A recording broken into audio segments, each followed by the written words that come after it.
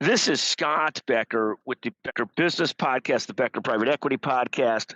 Today's discussion is Tesla and Elon Musk. So I will start off by saying that I am generally an unabashed fan of Elon Musk. I think at the end of the day, yes, of course he's half nuts. Of course he is. But so are most people that lead like he's led. I don't know who's that crazy an entrepreneur, that crazy successful. He's probably the most successful entrepreneur, business builder, idea person of all time. I don't know who wouldn't be crazy that's like that.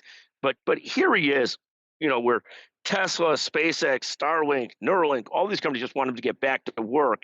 And he can't help himself but to get back into politics. And I give him great credit.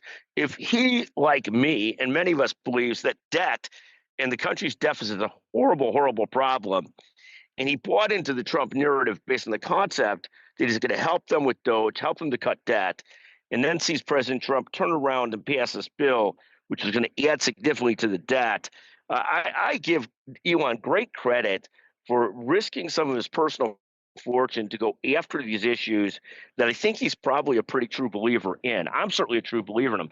I am a believer, and I say often, that debt kills countries, companies, and families.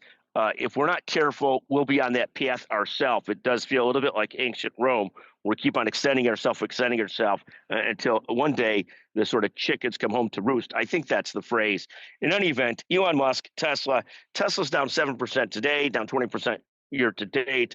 But I have to tell you, I give him great credit for fighting the good fight. I know people say, oh, he's got all the money to do so, but he's putting a lot of his personal fortune at risk to do so. We give him a lot of credit.